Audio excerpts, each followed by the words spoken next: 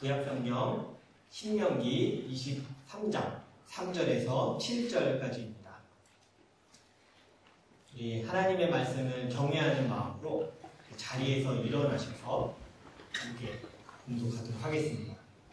한 목소리로 공독합니다. 암몬 사람과 모압 사람은 주님의 총회 회원이 되지 못합니다. 그 자손은 10대가 아니라 영원히 주님의 총회에 되지 못합니다. 그들은 당신들이 이집트에서 나올 때에 먹을 것과 마실 것을 가지고 와서 당신들을 맞아들이기는커녕 당신들을 저주하려고 도리아를 발람에게 뇌물을 주어 메소포타미아 지방의 도둑에서 얻은 그를 불러온 사람들입니다. 그러나 주 당신들의 하나님이 당신들을 사랑하시기 때문에 주님께서 발람의 말을 듣지 않으시고 오히려 그 저주를 복으로 바꾸셨습니다. 당신들은 당신들의 평생에 그들이 조금이라도 번영하거나 성공할 틈을 주어서는 안 됩니다. 당신들은 에돔 사람을 미워해서는 안 됩니다. 그들은 당신들의 친족이기 때문에 이집트 사람을 미워해서도 안 됩니다. 당신들이 그들의 땅에서 나그네로 살았기 때문입니다. 아멘. 앉으시기 바랍니다. 오늘 주의 권위가 우선시되는 공동체라는 제목으로 함께 말씀 나누도록 하겠습니다. 지지난주죠. 정확히 얘기하면 설교를 썼을 땐 지난주라고 썼었는데 지지난주가 더 맞을 것 같아요. 7월에 저희 교단 캐나다 전체에 있는 총회 등록을 제가 했습니다. 참, 와, 이제는 교단이 참 발전됐구나 생각했어요. 온라인으로 모든 걸 정보를 넣고요. 탁 하면 영수증이 탁 나오고 등록이 돼요. 그럼 이제 전산으로 전국에서 몇 명의 목회자가 교단에 모이는지 다 파악을 하겠죠. 등록 안 하고 좀 나중에 해야지 했더니 그게 독촉 메일입니다. 며칠 남지 않았습니다. 얼리버드 며칠 남았습니다. 빨리 해야 되겠다고 이제 등록을 했습니다. 7월에 교단 총회가 진행이 되는데요. 캐나다 전 지역에 있는 목회자, CNMA 목회자가 다 모입니다. 그리고 해외에 있는 선교사들 중에 지금 캐나다에 들어와 있는 선교사들도 다 모이고요. 해외에 있는 선교사들까지 온라인으로 다 연결해서 전 세계에 있는 CNMA, 캐나다 CNMA에 소속된 모든 사역자들이 7월에 함께 모여서 총회를 합니다. 일주일 정도 진행이 돼요. 5박 6일 정도 진행을 하는데 교단에 대한 평가, 또 앞으로의 사역의 계획, 방향에 대해 결정하는 중요한 회의가 진행이 됩니다. 여러분이 많이 혼란스러우실 것 같아요. 한번 이제 정리를 하고 넘어가겠습니다. 목사님 뭐가 많지 그랬는데 저도 왜 이렇게 많은가 싶은데 근데 규칙이 있어요. 보니까 규칙이 하나씩 있더라고요. 방금 제가 얘기한 캐나다 전역의 회의는 경년으로 진행됩니다. 보통 바이애니얼 이렇게 얘기하나요? 그 바이애니얼 경년으로 이렇게 이 총회가 진행되고 이 사이사이의 경년에 작년에 제가 갔다 왔던 디스트릭트 컨퍼런스가 또 진행이 되는 겁니다. 그래서 매년 진행되는 것처럼 보이지만 조금 구분이 있습니다. 디스트릭트 교단 모임, 이번에 제가 7월에 하는 거는 캐나다 전역의 사역자들이 다 모이는 큰 모임이 되죠. 보통 이렇게 전체가 모여서 뭔가를 하려고 모인 거를 보통 우리가 뭐라고 불러요? 총회 이렇게 부릅니다. 들어보셨죠?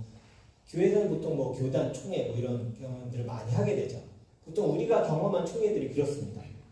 그리고 여러분도 3달 전에 총회를 경험하셨습니다. 어떤 총회일까요? 교인 총회를 했잖아요. 그죠? 그러니까 다 같이 모여서 작년에 어떤 일들이 우리가 있었고 또 결산에 대한 얘기, 또 앞으로 24년에 어떻게 생각할지에 대한 얘기들을 함께 나눴던 교인총회를 분명히 했었습니다. 그리고 그게 벌써 3개월 전이죠. 3개월도 넘었죠. 2024년이 4분의 1이 벌써 지났습니다. 4월이 됐으니까. 시간이 참 빨리 가고 있는데 여러분은 보통 저 총회라는 단어를 들으면 어떤 마음이 딱 드십니까? 첫 번째 듣는 인상, 총회. 되게 친근하네요. 친근하기보다는 아마 대부분의 한국인이 가진 생각은 저랑 비슷할 거예요. 회의입니다. 회의. 총회 그러면 교단 총회, 무슨 총회 그러면 총회 치고 그렇게 즐거운 것보다는 잘 넘어가야 되는데 이게 좀 많았어요. 총회에 대해서 한국인이 갖고 있는 마음이 그렇게 쉬운 마음은 아니구나 이런 생각을 좀 하게 됐어요. 너무 당연합니다. 총회를 통해서 대부분의 중요한 일들을 결정하게 되고 의견을 나누게 되고 또 의견을 모으게 되죠. 그래서 총회를 생각하면 좀 회의를 생각하는 분도 있고 또 어떤 분은 민주주의를 생각하세요. 총회에 다 모여서 투표를 하고 보통 이러니까 총회하면 아까 민주주의 뭐 이렇게 생각을 하기도 합니다.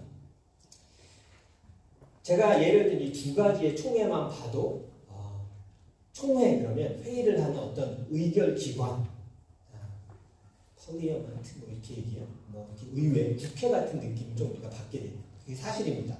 그런데 오늘 성경을 읽을 때에 성경을 읽다 보면 오늘 어떤 표현이 나면 assembly라는 이 표현이 나와요. 이 총회라는 단어가 나오는데 이건 보통 우리가 느끼는 회의를 얘기하는 assembly와는 조금 성격이 다릅니다. 오늘 말씀에 나오는 이 총회가 어떤 의미고 우리는 이걸 어떻게 만들어갈 수 있을지에 대해서 말씀을 통해 함께 보도록 하겠습니다. 성경에서는 그래서 이 총회를 부를 때에 주님의 총회, 그 이전 성경에서는 여호와의 총회 이렇게 표현하기도 합니다. 자, 다 함께 영어로 한번 읽어보도록 하겠습니다. 시작! Assembly of the Lord 이렇게 표현하죠. 똑같이 assembly라는 표현을 우리가 많이 쓰게 됩니다. 구약에서 이 성회라는 말을 쓰는 장면이 꽤 많이 나옵니다. 몇 개 말씀을 통해서 어떤 때에 이 assembly라는 단어를 성경에서 사용하고 있는지를 함께 좀 보도록 하겠습니다. 첫 번째 구절인데요. 신명기 9장 10절입니다. 한 목소리로 읽어보도록 하겠습니다. 시작! 그때에 주 하나님이 돌판 둘을 나에게 주셨는데 그 돌판의 글은 하나님이 손수 쓰신 것입니다. 그 두 돌판에는 당신들 총회 날에 주님께서 그 산 꼭대기의 불길 속에서 당신들에게 하신 모든 말씀이 그대로 기록되어 있습니다. 이게 지금 누구한테 어떤 상황에 말씀하신 것 같으세요? 약간 느낌이 오시죠? 모세에게 십계명을 주실 때 하셨던 말씀이에요. 근데 여기도 잘 보세요. 총회라고 표현하면서 저기 조금 you were assembled at the mountain. 그 시내산에서 모였던 그 상황을 얘기하는 거예요. 이것도 총회라고 성경은 번역을 해서 얘기하고 있어요. 그럼 또 하나 말씀 한번 보도록 하겠습니다. 이번엔 역대하 30장 22절 23절입니다. 같이 읽겠습니다. 시작!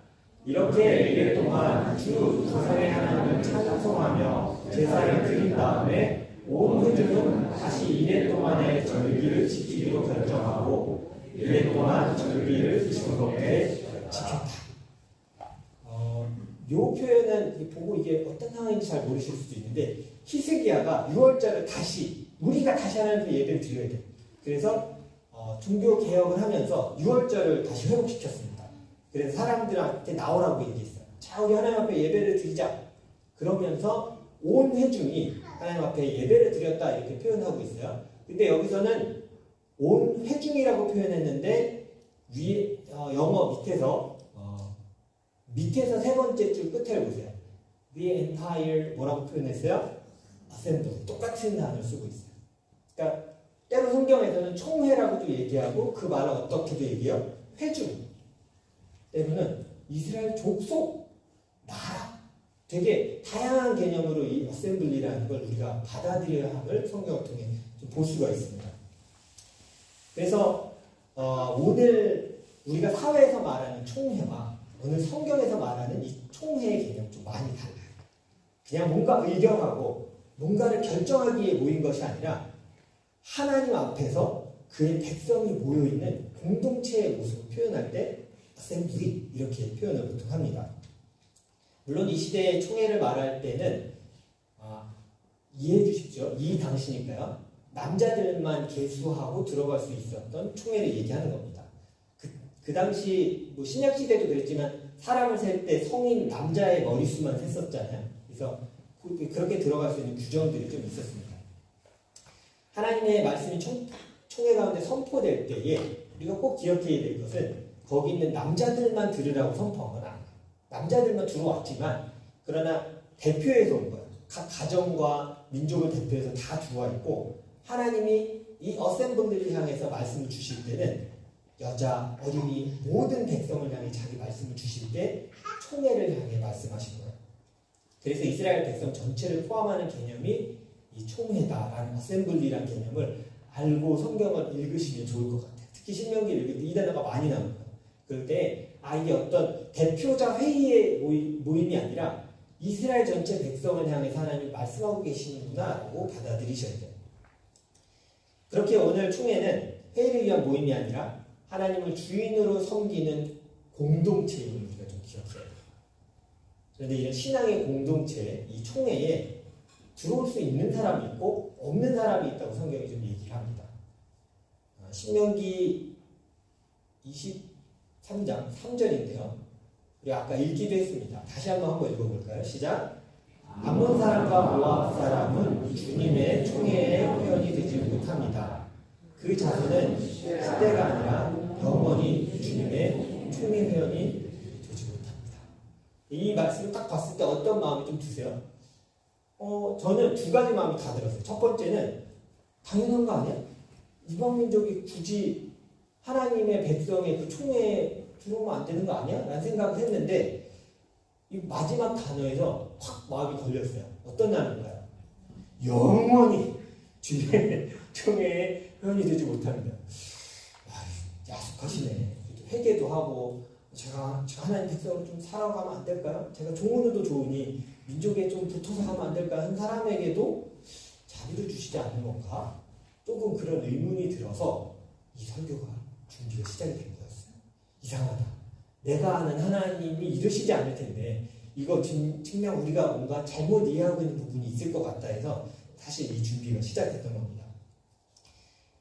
왜 이렇게 총회의 회원에 대한 것을 엄격하게 얘기하고 계셨을까요? 제가 지도로 보면서 설명하면 여러분 이해하실 수 있을 것 같아요.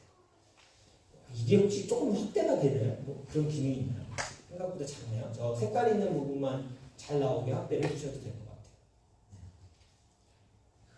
그럼 이 손이 가는 거였어요? 그럼 그냥 보여주세요. 죄송합니다. 제가 이렇게 작게 나올 줄 몰랐네요. 지금 제가 이제 지도를 준비한 이 지도에 대해서 잠깐 설명을 드릴게요. 이 지도는 뭐냐면 출애굽 시대 가나안을 향해서 정탐을 끝내고 이제 출애굽을 향해 가는데 방해했던 민족들이 있었습니다. 오늘 성경에서도 우리가 읽을 때 잠깐 나왔는데 모압 왕이었던 발락이라는 왕이 있었어요. 이 왕이 우리가 아무것도 안 하고 지나가기만 하겠습니다. 라고 얘기했는데 안 되겠어요. 절대 우리 땅을 밟을 수도 없고 지나갈 수도 없어서 저희 정말 아무것도 건들지도 않고 우물에 물도 안 마시고 그냥 이렇게 지나만 가겠습니다. 안 된대요. 그래서 계속 이스라엘 백성을 출애굽하고 가나안 들어가는 백성을 쫓아다니면서 괴롭혔던 민족이 바로 모압과 암몬이었어요. 그래서 오늘 성경에 나온 것처럼 발락이 이스라엘 미디안의 선지자죠. 미디안의 선지자였던 발람이라는 선지자를 불러서 저주하게 만들었어요. 그러니까 돈을 주고 저주해라 라고 얘기했더니 어떻게 했어요? 저주하려고 했는데 하나님의 영이 임해서 전쟁터에서 이스라엘 백성을 축복한 거예요. 이스라엘 백성은 하나님이 지키시고 그는 영원할 것이다. 그러니까 왕이 화가 났잖아요. 야, 돈 주고 지금 불러하고 저주하라고 했더니 뭐하냐? 나는 하나님의 말씀만 해야 돼요. 다시 하라고 했어요. 알았어요. 또 기도했는데 또 뭐예요? 또 하나님을 찬양하고 이스라엘 백성을 축복하는 거예요. 그만해라. 하지 마라. 이렇게 얘기했어요. 화가 많이 났었죠. 그때의 사건을 오늘 얘기하면서 이 백성은 총회에 받아들이지 마라. 이렇게 얘기를 하는 거예요. 조금 엄격하게 그렇게 얘기하고 계신 이유가 또 하나가 있습니다. 자, 보세요. 모압이 있는데 암몬은 지도에 잘 안 나와서 제가 따로 찾아서 저도 조금 공부를 했어요. 모압이 있는데 사실 여기에 도시가 하나가 있습니다. 여기 표시가 안 되어 있지만 요 위에 보통 거기를 암몬이라고 표현합니다. 그러니까 모압과 암몬 얘기하면 저 두 지역을 이렇게 쭉 이스라엘에서 지나갔던 거예요. 그런데 이걸 지나가게 되는 때에 문제가 생겨서 하나님께서 이걸 괘씸하게 여겨주셨던 거예요. 자, 모압과 암몬이라고 얘기했는데 이 둘은 성경에 이전에 나왔던 인물들입니다. 그들의 후손이에요. 누구냐면 역시 아브람과 롯을 기억하세요? 자, 이제 롯이 술에 만취가 됐어요. 딸들이 아빠를 술에 취하게 만들었어요. 그리고 무슨 일을 했냐면 하면 안 되는 짓인데 이 땅에 남자가 없다. 야, 아이들이 있으면 좀 미안하긴 한데 성경에 나오는 대로 제가 설명할게요. 아빠에게 술을 많이 먹여서 딸들이 아빠를 통해 아들을 낳자 이렇게 그랬죠. 그래서 딸들과 관계를 하고 딸들이 아들을 낳았는데 그들이 누굴까요? 모압과 암몬입니다. 첫째 아들 모압과 암몬이에요. 그들의 후예가 된 거예요. 하나님께서 절대 하지 말라고 했던 행동들을 하면서 아니야 어떻게든 우리 가문 살리려면 아들을 낳아야 될 거 아니야. 자식을 낳아야지. 하나님 금지하셨더라도 내 방법으로 나는 후손을 이어가야겠어. 그래서 어떻게 했어요? 아버지를 술 취하게 만들고 자녀를 낳았던 게 이들이었어요. 하나님이 금지하셨던 방법으로 후손들이 살아갔던 거죠. 근데 여러분 요거를 잘 알고 계셔야 돼요. 그러니까 이걸 요즘 말로 좀 우리 청소년들은 좀 어려워서 모를 수도 있는데 보통 근친상간이라고 표현하는 거죠. 이런 일들이 있었던 거예요. 오늘 설교 본문은요 저를 아주 힘들게 합니다. 도대체 어디를 골라야 될지 모르게 난처한 단어들이 너무 많이 나와요. 제가 사실은 3절부터 읽었던 이유가 있었습니다. 지금 이제 그 이유를 설명해 드리겠습니다. 설명하기 전에 먼저 읽어버리면 여러분이 너무 혼란스럽고 난처할 것 같았어요. 무슨 얘기, 예배 때 저런 단어를 이럴까봐 제가 지금 뒤로 빼놨다가 이제 왜 설명하는지 설명드리고 같이 좀 보도록 하겠습니다. 자, 우리 청소년들도 영어로 보면 다 뭔지 알 것 같아서 자, 민망해하지 마시고 말씀이니까 같이 보도록 하겠습니다. 시작! 고안이 터졌거나 음경이 잘된 사람은 주님의 총회 회원이 되지 못합니다. 사생아도 주님의 총회 회원이 되지 못하고 그 자손은 10대에 이르기까지 주님의 총회 회원이 되지 못합니다. 영원히는 아니에요. 10대까지 총회에 들어올 수 없습니다. 이렇게 표현을 했습니다. 오늘 이 1절에서 표현하는 고안이 터졌거나 음경이 잘된 사람은 어떤 의미냐면 이방 제사를 드릴 때 하던 방법에 대해서 얘기합니다. 남자 창기들이나 혹시 이런 사람들이 자신의 몸을 해하면서 이방 우상을 제사했던 거기에 자신을 드렸던 사람들은 다시는 하나님의 총회에 쉽게 들어올 수가 없다. 10대까지 들어올 수 없다. 하나님 막아놓으셨던 거예요. 단순히 뭐 이렇게 어려움 있는 사람 배려해야지 이 문제가 아니라 그 우상 숭배에 대한 백그라운드를 가지고 있는 거였어요. 그리고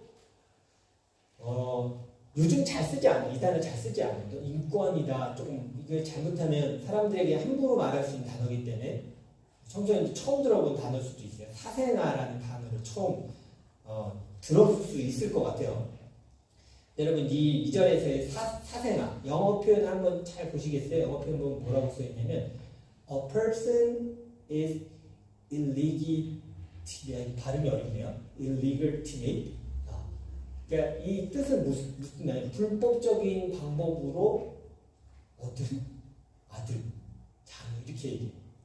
이게 조금 이게 무슨 소리야? 하나님이 허락하신 방법이 아닌 것을 통해서 너희가 얻은 자녀에 대해서 얘기하고 있어요.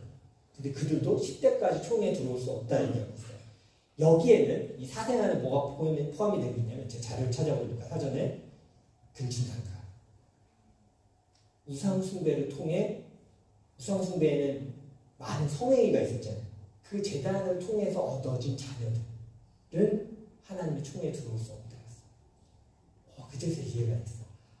민망한 게 아니라 이스라엘 하나님의 그 신앙 공동체를 올바로 지키기 위해 명확한 구분을 지으려고 하나님이 이거 주셨구나 알게 됐어요. 제가 아까 암몬과 모압 뭐라고 그랬어요? 어떻게 얻은 아들들? 자기네 방법으로 아버지와 얻은 아들들. 방금 얘기한 사생아. 이것들에 대해서 말씀을 정확히 다 해주시는 거예요. 그런 자들이 함부로 들어올 수 없게 해라. 10대까지 들어올 수 없다. 그러니까 10 generation이 갈 때까지 이 주님의 어셈블리에 들어올 수 없다. 이렇게 얘기한 거예요. 좀 가혹한 것 같죠. 근데 이 말씀을 하나하나 보면 왜 그렇게 했을까에 저도 의문이 많이 들었어요. 근데 말씀을 보면서 이 안에 공통적으로 하나님이 기준을 말씀하고 계신 것이 있구나를 조금씩 발견하게 됐어요. 이방인인데 또 다른 규율이 하나가 있거든요. 이거 한번 보도록 하겠습니다. 우리가 아까 다 읽지 않았거든요. 7절까지만 읽었어요. 자, 8절도 혼란스러울까봐 제가 지금 같이 읽도록 하겠습니다. 시작! 당신들은 에돔 사람을 미워해서는 안 됩니다. 그들은 당신들의 친족입니다. 이집트 사람을 미워해서도 안 됩니다. 당신들이 그들의 땅에서 나그네로 살았기 때문입니다. 그들에게서 태어난 3대 자손들은 주님의 청년 회원이 될 수 있습니다. 신기하죠? 똑같이 지금 이방인인데 10대까지 안 된다고 했는데 이들은 3대째 되는 사람은 총회에 받아들여줘라 이렇게 얘기해요. 왜 에돔 사람이 친족일까요? 에돔이 누구의 후예요? 에서의 후예, 에서의 후예. 그러니까 형제인데 참 형제끼리 항상 사이가 좋은 건 아니잖아요. 그죠? 치고받고 싸우는 골머리를 앓게 하는 형제이지만 형제야. 그러니 그들과 다투지 말라. 하나님 계속 얘기해요. 다투지 마 이렇게 얘기하셨어요. 미워하지 말고 그들 민족 중에 이스라엘로 들어와서 하나님을 섬기고 살아가겠다고 한 사람이 3대째가 되면 그들은 이스라엘 백성으로 받아들여줘라. 이 얘기 지금 하고 계시는 거예요. 이집트에서 여러분 출애굽기를 잘 보면 이집트에서 출애굽을 할 때 이스라엘 백성만 나온 게 아니에요. 누가 따라오는지 아세요? 이집트 사람인데 아니 하나님이 진짜 위대하신 분이야. 내가 봤는데 하나님이 창조주이시고 그가 위대하신 분이야. 나는 내 나라를 떠나서라도 하나님의 백성으로 살아갈 거야. 난 종으로 살아도 좋아. 그래서 따라서 나온 사람들이 있었어요. 지금 그들에 대해서 얘기하는 거예요. 그렇게 따라온 자라면 3대째에는 이스라엘 안으로 받아들여줘라. 그렇게 얘기해요. 왜 굳이 3대였을까요? 제가 되게 고민했어요. 사전에도 없는 거예요. 이게 문화나 이렇게 찾아도 별로 없어요. 이게 3대가 어떤 의미일까 계속 생각하다가 떠오른 게 있었어요. 예전에 이런 말이 있었습니다. 지금은 잘 안 쓰기도 하지만 3대째 크리스찬은 보지도 말고 데려와라. 이런 말이 있었어요. 처음 들어보셨죠? 우리 어른 세대가 저희한테 하던 얘기예요. 3대째 기독교 집안이라면 묻지도 않고 데려와도 된다. 이게 왜 얘기했냐면 잘 보세요. 3대란 이런 의미가 있습니다. 저는 솔직히 말하면 기독교 2대입니다. 제 어머님이 시작을 하셨기 때문에 2대요. 2대는 어떤 축복이 있냐면 하나님만 의지하고 하나님이 가장 프라이어리티가 되는 삶을 보고 자랐어요. 맞죠? 2대가 그걸 할 수 있어요. 우와, 저 가끔 그런 생각하거든요. 저희 이제 아버지 일찍 돌아가셨으니까 남편도 없이 아들 둘 키우면서 어떻게 하나님을 붙들고 그렇게 살았을까 평생. 가끔 요즘 많이 생각해요. 어떻게 그러셨을까? 근데 저는 그걸 봤거든요. 너무 힘겨울 때 금요철에 가서 기도하고 오시고 새벽마다 8시까지 출근해야 되는데 6시에 새벽 예배 가서 기도하고 거기서 출근하러 가세요. 5시 반 새벽 예배. 엄마 그럼 됐나요? 근데 나는 좋아. 금요일에도 가져오시고 주일날 우리 그랬잖아요. 주일날 7시 30분에 1부 예배 성가대를 시작하면 7시에 연습이 시작됩니다. 오전 교회. 저희 집은 일산이어서 부가현동 교회까지 1시간 20분이 걸렸어요. 버스 타고. 그러면 대략 계산이 되시죠? 7시까지 가서 성가대를 하려면 몇 시에 버스를 타고 가야 돼요. 가서 7시 연습하고 7시 반에 성가대를 쓰고 주일학교 교사를 하고 3부 예배를 하고 청년 예배 드럼 반주를 하고 그 다음에 끝나면 청년부 모임을 하고 그러면 저녁 예배 준비를 해야 돼요. 찬양팀이 저녁 예배를 선교해야 돼요.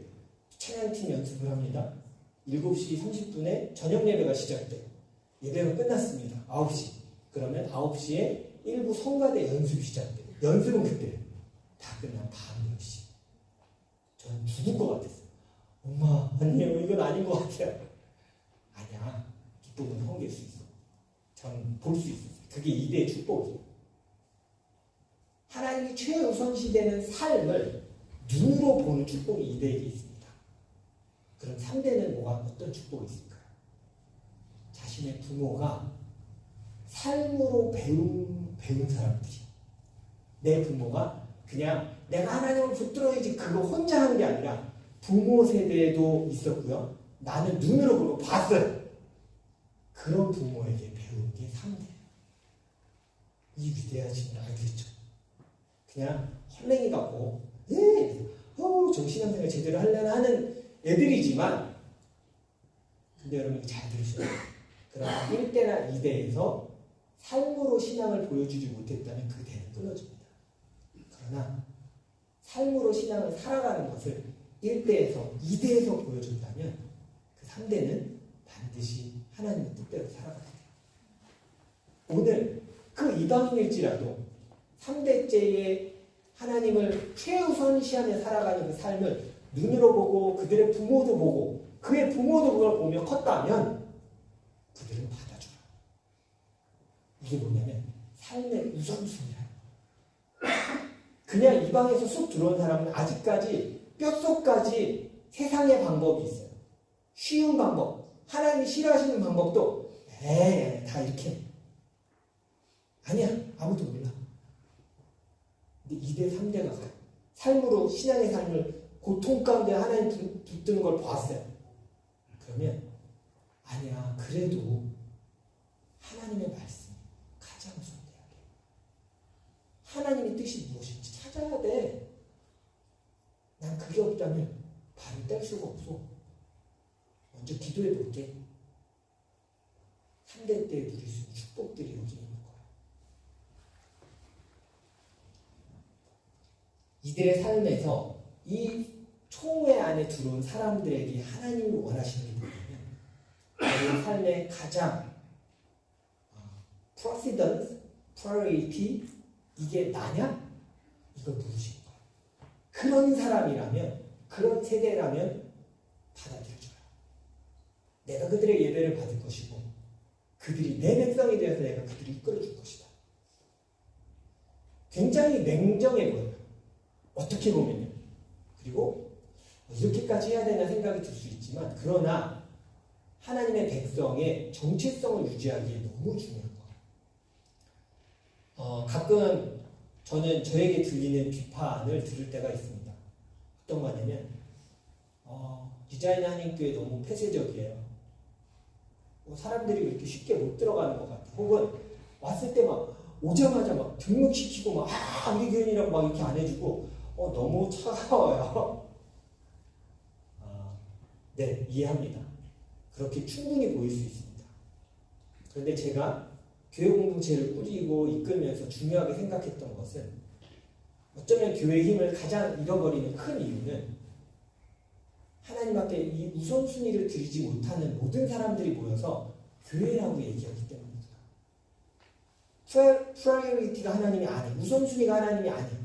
다 하고 나에게 필요한 도움을 주는 하나님, 내가 어려움이 있을 때 그냥 한번 울 수 있는 하나님 정도로만 여기는 사람들이 많이 모여 있다면 그 공동체는 총회로서의 색깔을 잃어버립니다. 주님의 총회로서의 색깔. 오히려 세상에서 말하는 어셈블리는 가까워질 수 있어요. 그래서 때로는 여러분 다 알고 계세요? 저희 교회 등록하려면 최소 5주에서 6주가 걸립니다. 처음에는 되게 우리 새가족들이 답답해하시는 게 제가 느껴져요. 언제까지 우리 이렇게 기다리게 할 거야? 기다리게 하는 게 아니라 시간을 주는 거예요.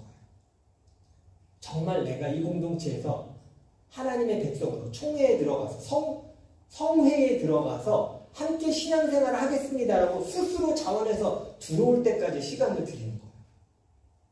냉정한 게 아니라 그 시간을 통해 내가 하나님 앞에 결단하고 하나님 이제는 내가 하나님이 가장 우선시되게 살아가겠습니다라고 고백하는 사람들이 모여서 예배드려야 한다는 마음이기 때문에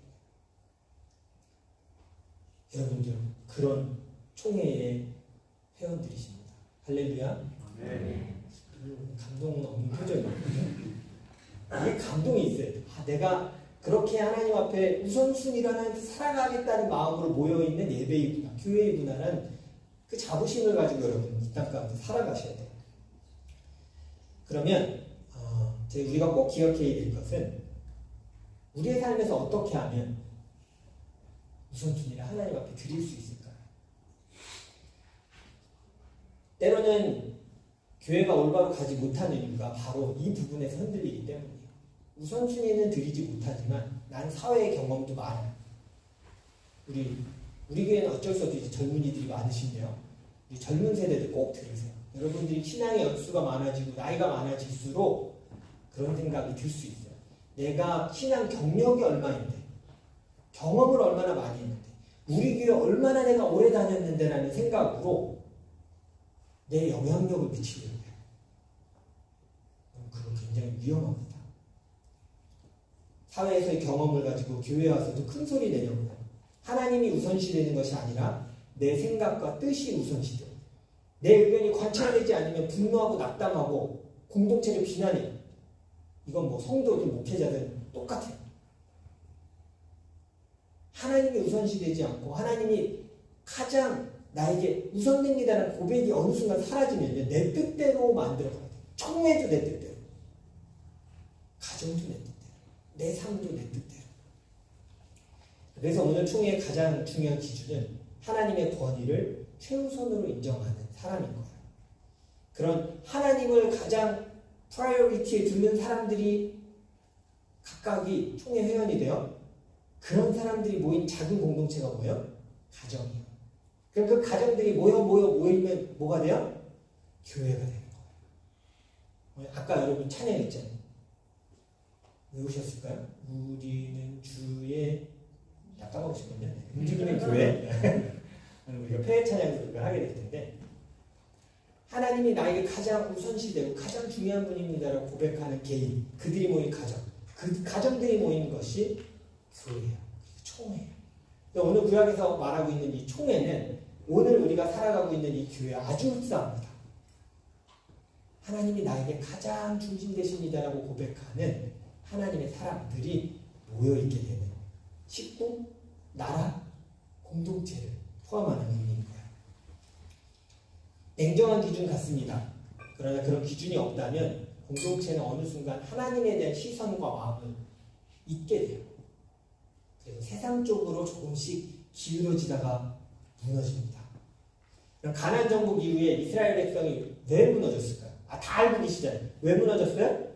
조금씩 이방 문화에 기대고 재밌네 하고 기대고 하다가 우선순위가 어디로 갔어요?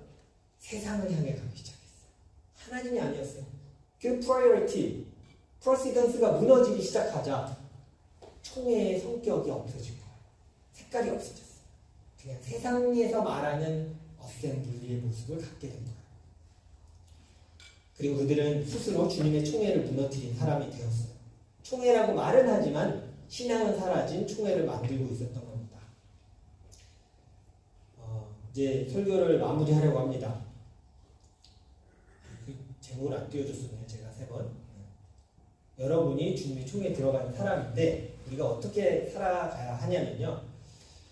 주님의 총회를 세워가는 사람들로 살아가야 합니다. 사랑하는 성도 여러분, 우리 모두는 거룩한 하나님의 총회를 만들어가도록 초대받은 사람들입니다. 아멘? 아멘. 그렇기에 주님이 우선시되는 삶을 위해 애쓰며 우리 삶에서 살아가야 돼요. 하나님이 기뻐하실까? 이런 기준으로 생각하지 마세요. 해도 돼 하면 안 돼? 해요 말아요? 이건 안 좋은 거예요? 이게 아니라 기준이 좀 바뀌어야 돼요. 총회 회원이라면 기준이 바뀌어야 돼요. 하나님을 기쁘시게 할 일인가? 하나님의 뜻에 정말 합당한 일인가? 그 우선순위가 가장 하나님께 맞춰지는 사람들이 되는 거예요. 그것이 총회에 들어오는 조건이었던 겁니다. 저는 여러분도 그리고 여러분의 자녀들도 3대, 4대에 이르기까지 우선순위가 하나님이 되는 백성이 되길 축원합니다.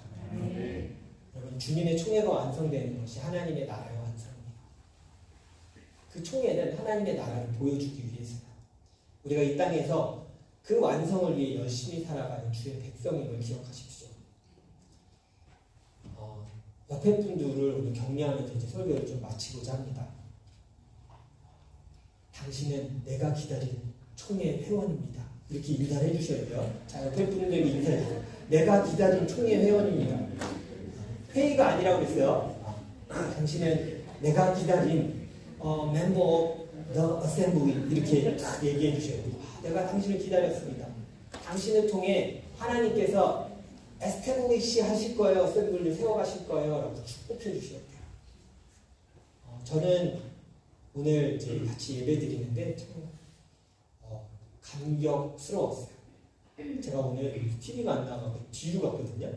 되게 오랜만에 뒤에서 여러분을 보면서 예배를 드렸어요.